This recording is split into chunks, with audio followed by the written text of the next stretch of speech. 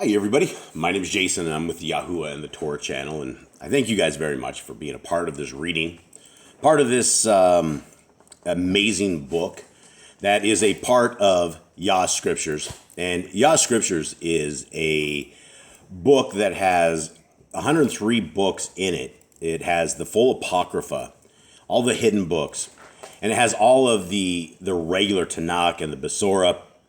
And it has all of the names of our Creator, and everything has been completely restored. And so these books are available. Will be shipping out very, very shortly. Inside of 5 or 6 days would be my guess, maybe less. They're train ride. They're getting ready to take the train ride from LA to the middle of the U.S. to where we will be shipping these out from. And for everybody who placed a pre-order, thank you very, very much. We're very excited about this entire project, and this is where we'll be continuing on today. We'll be reading out of the book of the Nazarene. Yah Scriptures is available at yahscriptures.com. Now, this is the book of the Nazarene, book of Khalidi. And this is the words of the Son of the Most High.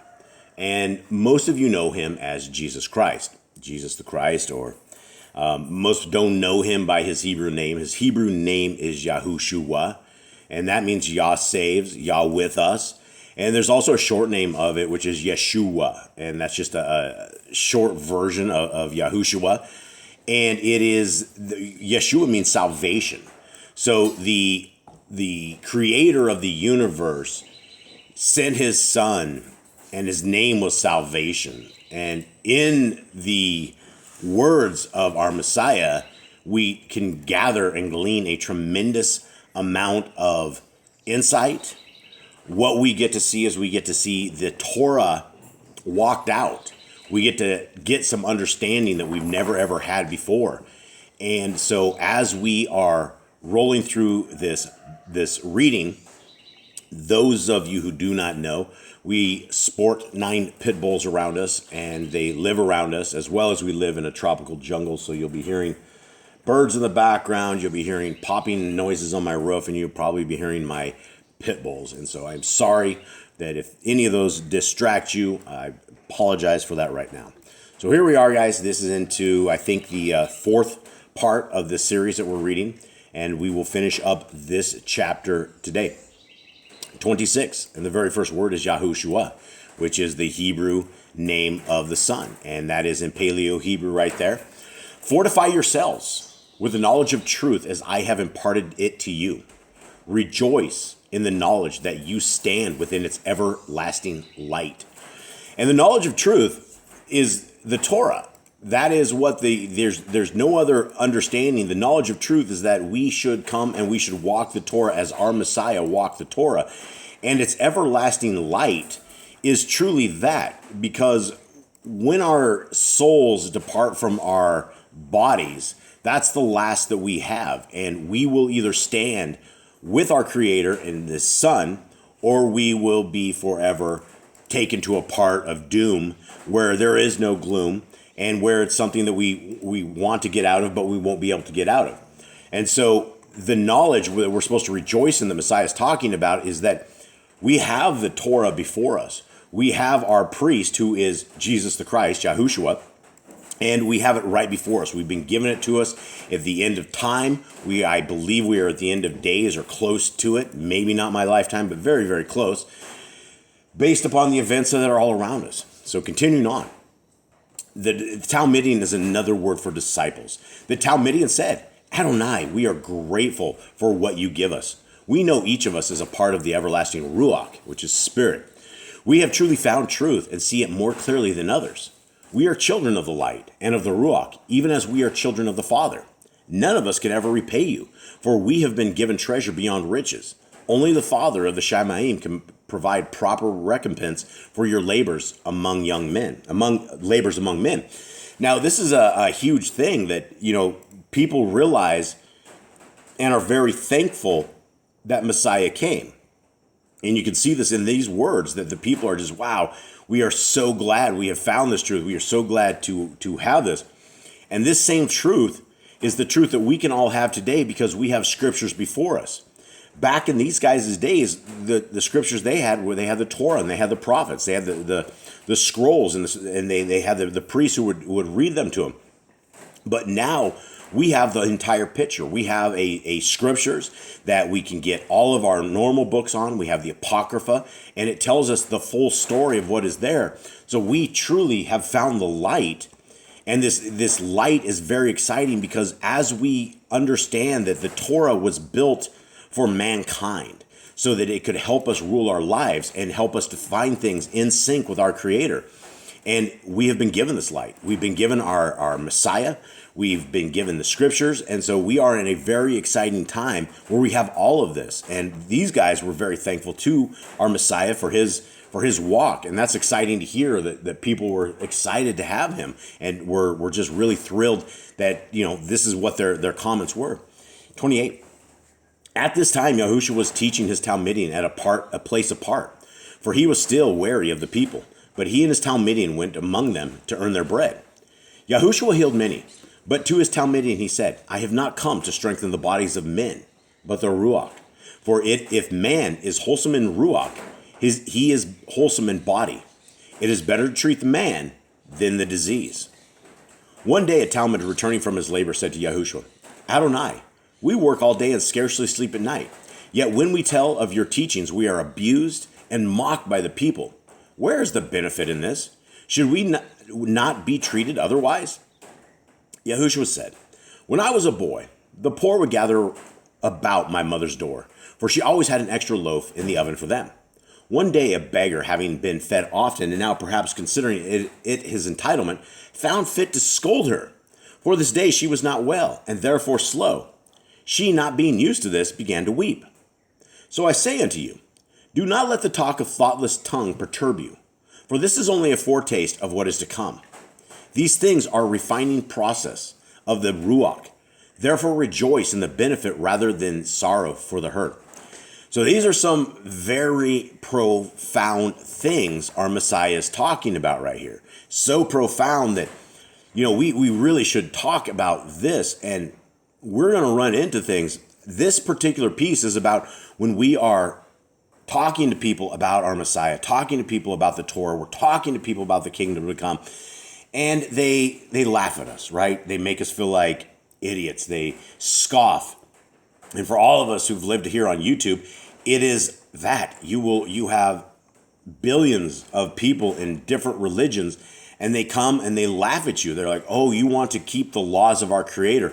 They've been done away with. You're in bondage. And they will laugh as they've been programmed to, but they have not been programmed to actually seek out scriptures.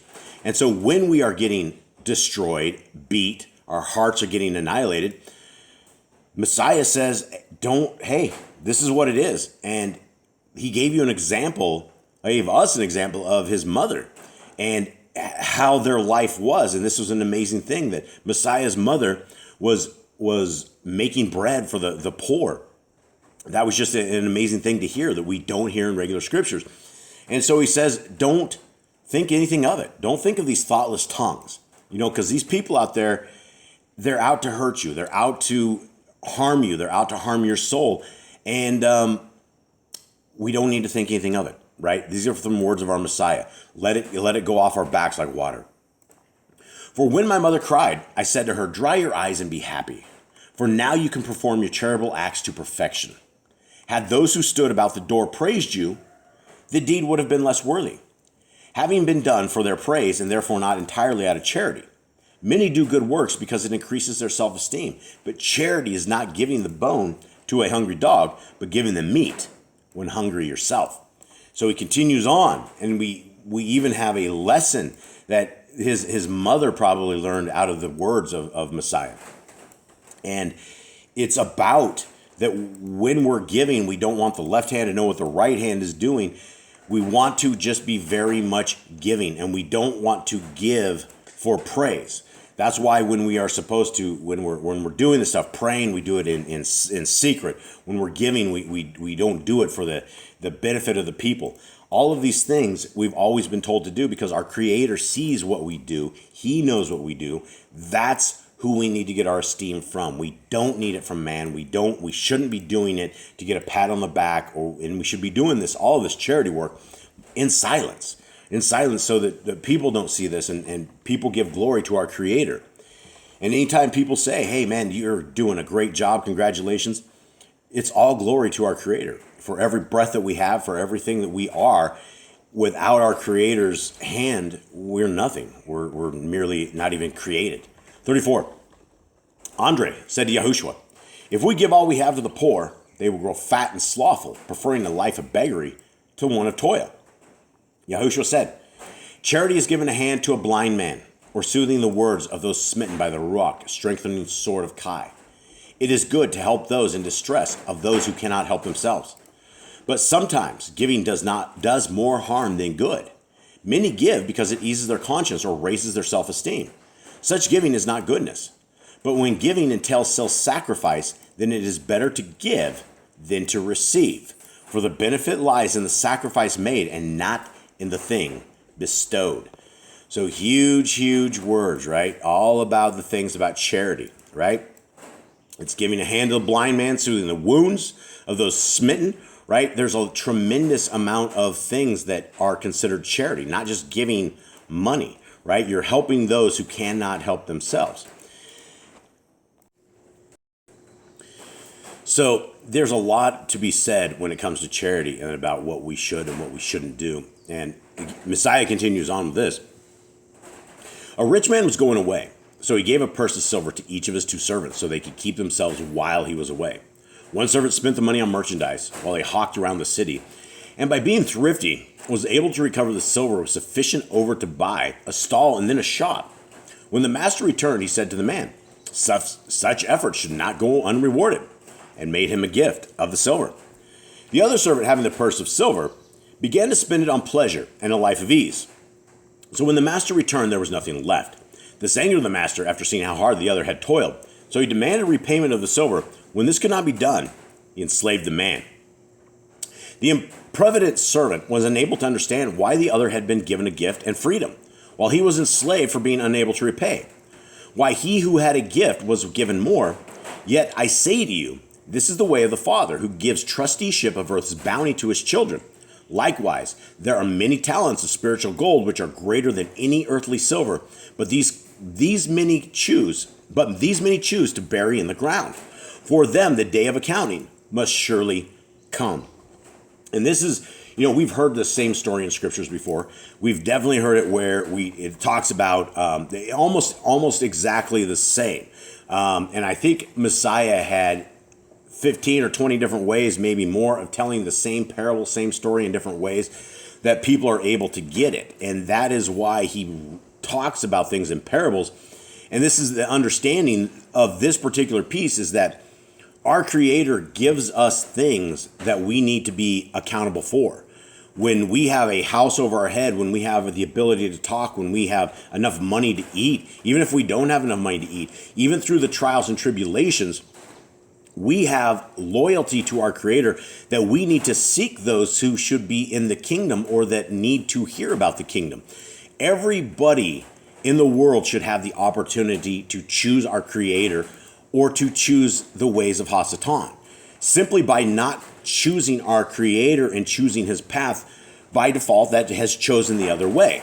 But if we are given opportunities that we can see people, that we can talk to people, that we can communicate with them, that we are able to reach out to them and minister to them, and during the way of ministering to them, we can show them love, we can show them help, and it is by those actions that people are going to wonder why it is that we do what we do. Why do we love all of people? Why do we love the stranded? Why do we love the old? Why do we love those who are broken in the way? Because that is what the Torah is all about. The Torah is all about loving our neighbor, taking care of those who are unable to be taken care of. That's the way of our Creator, and it's an amazing way.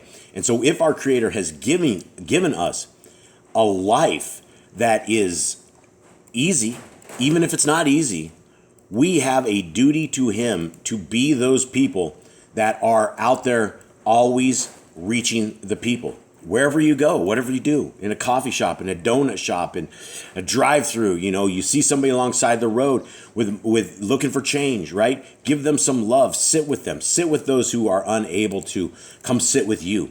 And you will learn a lot about them, and you will also learn about how responsive people are when there's love involved. A lot of us have forgotten this. We live in a world right now where love has waxed cold, and so there's just not a lot of love anymore. 39. Yahushua tarried long beside the waters, moving from place to place and teaching his Talmudim according to their understanding.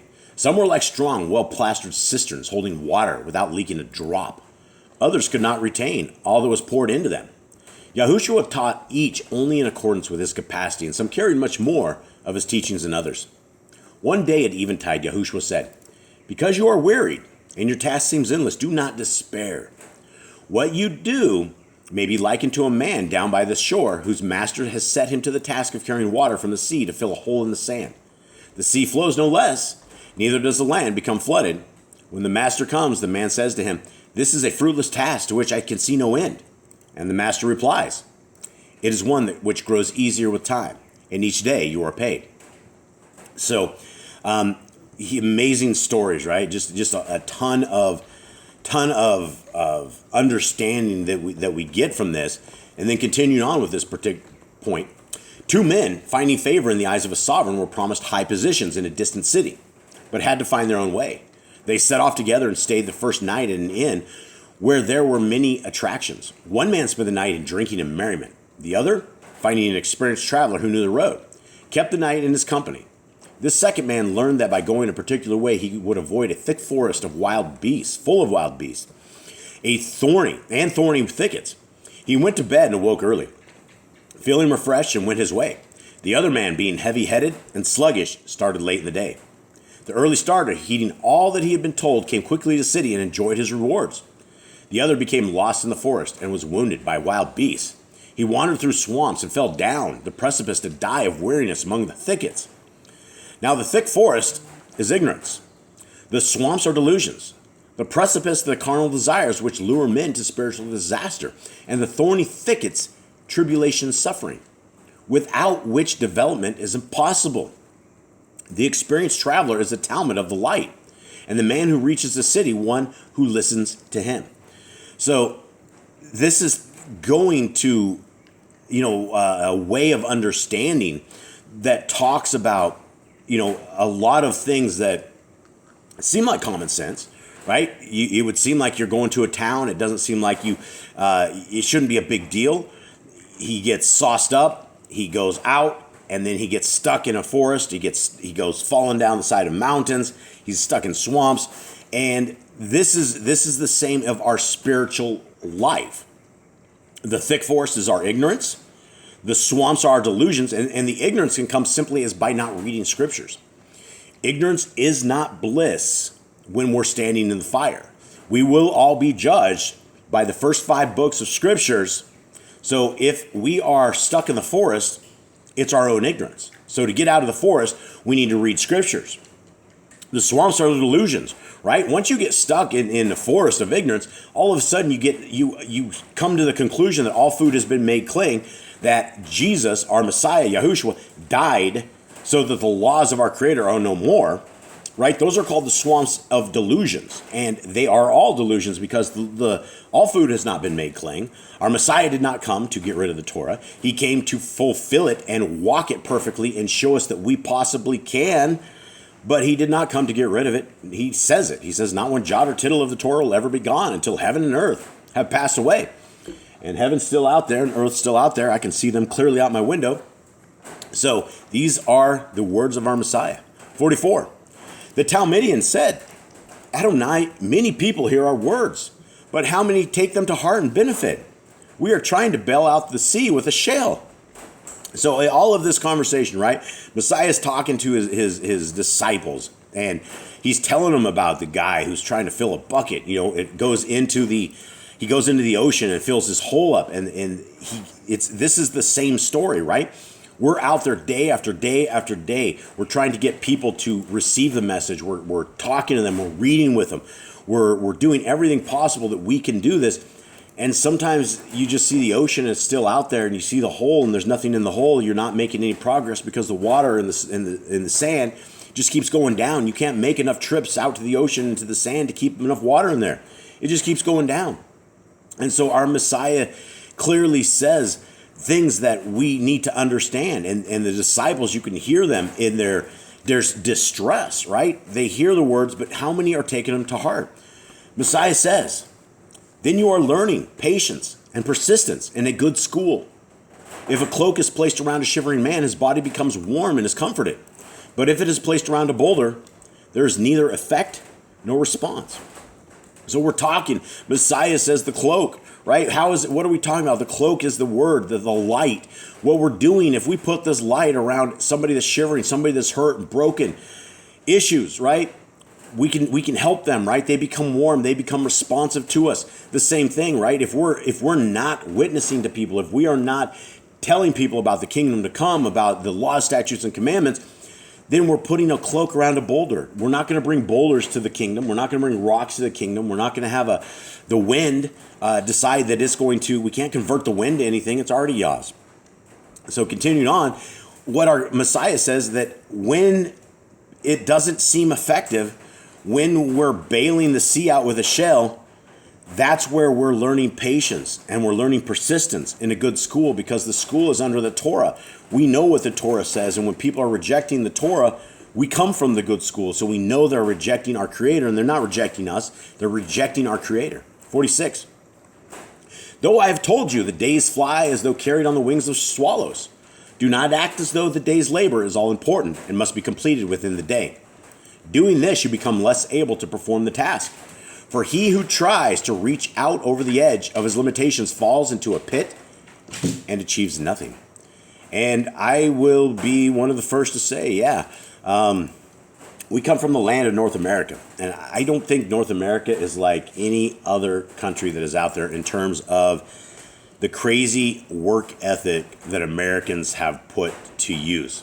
And America was always a very thriving country because people work a lot. People work all the time. When I was back before keeping Torah, we were 7 days a week working, and we were a 24-hour operation.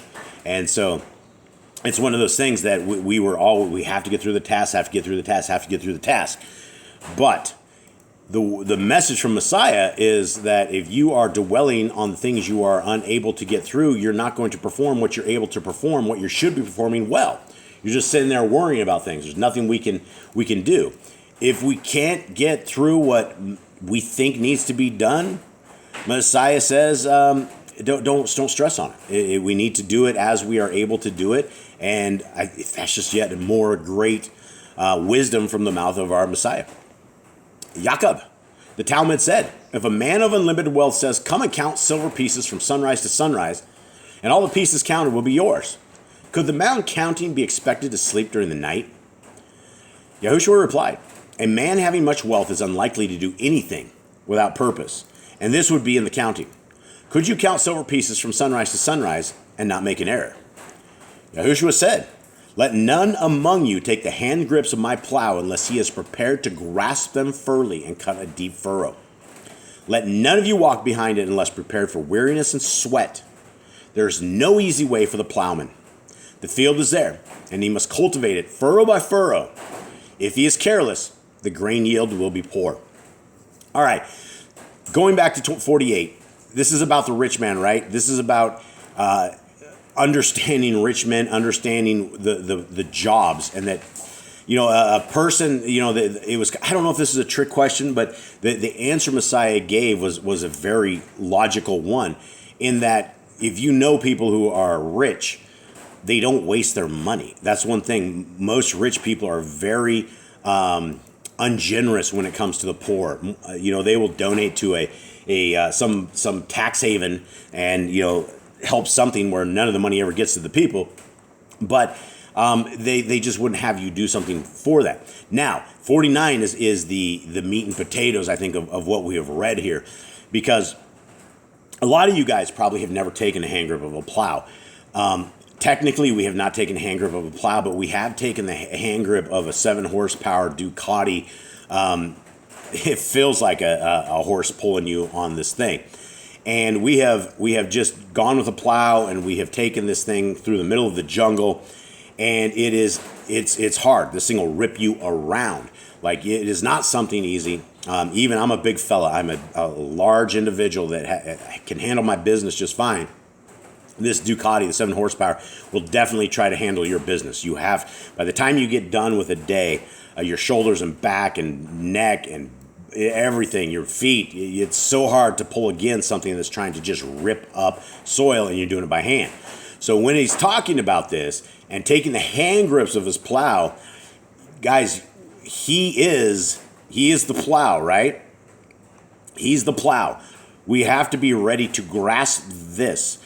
When we grasp the hand grips of Messiah's plow, our hands are going to get calloused. Our hands are going to get bloody. They are going to get blisters on them, just like my 7 horsepower Ducati. That's what happens. And we have to be ready to do it. If I would let go of my 7 horsepower Ducati, my Ducati would come around and it would sit there and it would rip around. It would take off by itself. You can't let go. The same if you have a horse out there and if you let go of the hand grips and the reins, this thing is going to take off. So we have to be prepared to grab Messiah's plow and walk through the weariness and sweat. It's going to be hard, right? This is one of these jobs that we are told we are going to be laughed at, we're going to be scorned. It's not going to be good in the end. According to Revelations, most people die. We have to be ready to give up this life. No problem for our Messiah. Messiah says we need to be ready to give up our wife, our kids, anything for the sake of the kingdom. This is what is more important, that we are saving our souls with the plowman than we are looking at the world. And so we have to grab this plow, and we have to put our chin down and have stiff upper lip, and we have to be ready for this. Messiah is not kidding that this has to be good. And what happens if you don't plow right and you're unable to hold on to the plow, then your field looks bad. There'll be big patches of weeds, there'll be big rocks, things of this nature. And what Messiah says, if we are careless, our grain yield will be poor. We're not looking for the grain yield of real actual food. We're looking for the lost sheep of Yisrael. We are looking for our brothers and sisters who could potentially be Torah keepers and have the faith of Messiah Yahushua. That's who we're looking for. And if we are unable to hold on to the plow, if the ways of the world, if we are grabbing the plow and then all of a sudden trials and tribulations come our way and we can no longer do it because it just doesn't feel like we can power on through it, we have to power through this. We have to continue on. Messiah says it's not going to be easy. Messiah didn't go to get tortured to death and give us bad advice. All of this advice is exactly what's going to happen to us. We have to expect it. And we have to understand it's good. It's good to be tested in this way. So be courageous, my friends. Grab that plow with everything that you guys have, and let's seek the kingdom and plow this with the power of our Messiah. 50. Water drawn from the ground or falling from the sky will produce burning weeds and grass. But to produce bread to eat and wine to drink, water from the brows of men must be added. Yet labor is not without its own reward, for the man who labors all day sleeps contently, even though his pillow be a stone, while the sluggard sleeps without content, even though he lie on a pillow of down. And so that is an incredible verse that we are going to end on. What it's talking about, again, it's talking about the labors, right? We are the labors that we are called upon to do is to seek the kingdom and to seek the people of the kingdom and to spread the good news. The same good news that the apostles spread and told everybody about, it's still the same good news, right? We've fallen into 41,000 different religions and nobody has what Scripture says. Every one of these 41,000 different religions has something different than what the Scripture tells us to do. And so if we are hooking our plow to a Christian or to a Mormon or to Seventh-day Adventist or to whatever it is, that's not Messiah. Messiah is not in religion. Messiah is in Scriptures. Messiah is in the Torah. He's all around. And what he says, it's going to be hard, right? We're not going to produce the kingdom people unless we are having the sweat of our brows added to this. The same goes for all of the farming. You are not going to be a good farmer if you're lazy. Farming I grew up on a farm. It is enormous amounts of work. I've farmed the jungle. It is an enormous amounts of work. Farmers are amazing people, but the good farmers are the ones who are not lazy. And this is the same for us. If we want to be good farmers for the kingdom of Elohim, then we can't be lazy. We can't be scared to talk to people when the people could be receptive. There's always a time and a place and an opportunity to seek people with the kingdom. So guys, with that, I thank you very much. Much love to you all. Have a good day.